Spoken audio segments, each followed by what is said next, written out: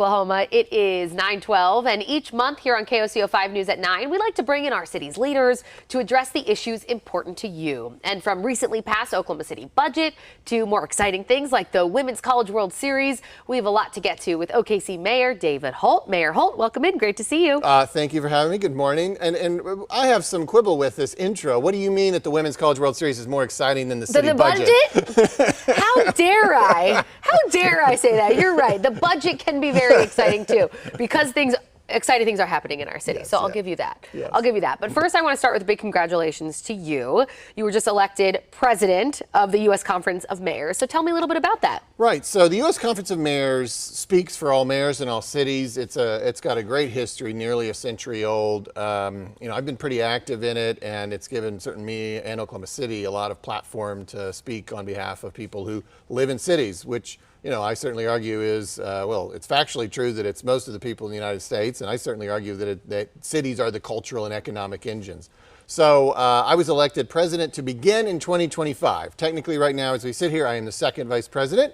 In a year, I'll become first vice president and then finally president. And I should also mention my predecessor, Mayor Cornett, was also president of this organization about a decade ago. And we're the only two Oklahoma mayors who've ever done that. There you go, putting us on the map, as always. Okay, now we'll get to the very exciting budget, shall we? Yes. The most recently passed budget here just a couple weeks ago, $1.9 billion for the city. Break down some of the highlights for me. What do you think some of the most important things? And I should say, in all sincerity, it actually was kind of a boring budget process this year. No. But I'm sure it wasn't. Yeah.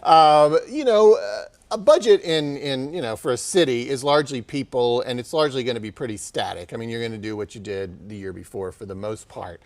Fortunately, thanks to revenue growth that we've seen here in Oklahoma City, thanks to general economic growth, probably thanks to some population growth, we're able to keep adding, and we were not making cuts this year. I mean, when you're in government, that's the two kind of years you have, the years you're getting to add stuff and the years that you're cutting back. And fortunately, we were able to continue delivering the services that the people of Oklahoma City expect.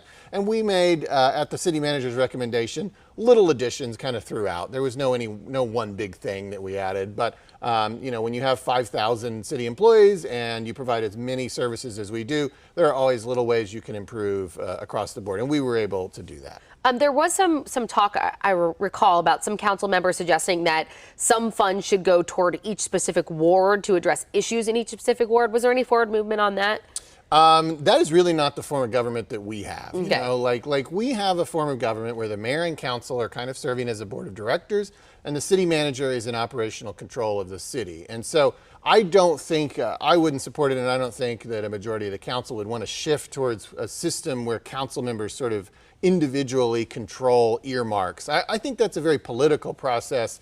We have a really proven and very successful form of government right now where it's very professional. Things are done for data-based reasons, and I think that's the way it probably will maintain. Okay, we also got the results since last time we talked from the point in time homelessness count here in the city. Showed just over 1,400 people homeless here in Oklahoma City. Pretty standard from the experts we spoke to in terms of keeping those numbers level. Right. Anything, speaking of the budget though, because was there anything in the budget dealing specifically with the homeless population here in Oklahoma City? Well, it's interesting. When I came into office 5 years ago, our total contribution to the issue of homelessness was like $100,000 a year. I mean, when you look now at what we're doing, whether it's through MAPS 4, $50 million, whether it's through the annual appropriations that we're doing, which far exceeds that now, and you look at the new programs that are being launched, like we talked about in the past, where we're going to be going into camps and trying to house everyone there. That was something that was rolled out a couple months ago. This community is doing more than it has ever done, at least from a government perspective, in regards to homelessness. Interestingly, the numbers are always good to have because it does kind of give you a little bit of a scorecard on where you are. And I also try to it's really important on any data set to put it into perspective with where have we been and where are other cities, right? So 15 years ago, we had like 1,900 people experiencing homelessness. I mean, it depends obviously which year you want to pick, but if you were to go back 15 years ago, we are down significantly. And then you look at the comparison that would include our population growth, and our per capita number is declined even further, right? If you're in a city like ours that is the 6th fastest growing top 20 city in the country and your number is largely static in regards to homelessness, that means you're really improving, even if your number hasn't necessarily gone down, because you have more people your per capita number is going down. So I'm fairly encouraged by the numbers these last few years, 1,300, 1,400. These are not major statistical changes. But obviously, we want to keep going down. And I think we have to kind of redouble our efforts because I think the challenge will be greater when you consider the rising cost of housing in Oklahoma City, when you consider the population growth. We're becoming a bigger city. That brings bigger city problems. It brings rising costs that put pressure on the issue of homelessness. So if we want to stay where we are, I think we're going to have to keep working hard and harder as we have been. And I would also add, where we are also includes, I wanted to mention, our comparatives. We're in the 80s in terms of the ranking of all cities in terms of how many people experiencing homelessness that we have. But we're the 20th largest city, 42nd largest metropolitan statistical area. So where we rank is good. You want the number to be 0, but you also have to be realistic and you have to compare versus your peer cities. And we compare very well versus our peer cities, and we compare well versus our own history. But with rising challenges comes the necessity to keep working hard at it, for sure. Totally. Okay, June is Pride Month here. So let's just talk about efforts being done to just keep OKC an inclusive place. Yeah, absolutely. As long as I've been mayor and as long as I am mayor, I'm going to stand for the idea that Oklahoma City is a welcoming place and all people are welcome in Oklahoma City. Pride Month celebrations are generally, outside of the government, but I was the first mayor to proclaim Pride, and I will continue to do so because I honor and respect all the people in our city, and I proclaim lots of things in our community, and everybody in our city has value, and every community within our city brings something to the table. I know people can Google and see some of the different functions that I know 39th Street already had theirs. There's some stuff coming up downtown at the end of this month. Those are all sort of outside of government.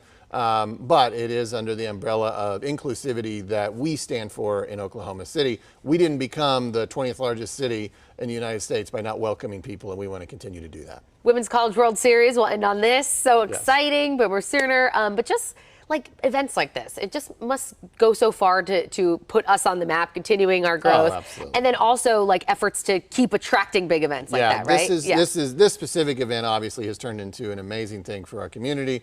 The people that it brings in is great.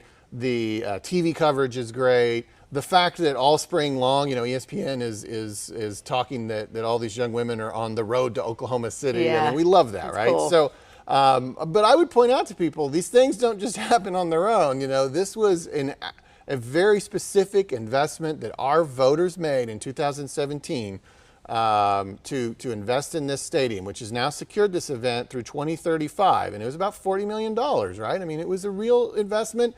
It required approval from the voters. It's required them to pay for it through their property taxes in this case.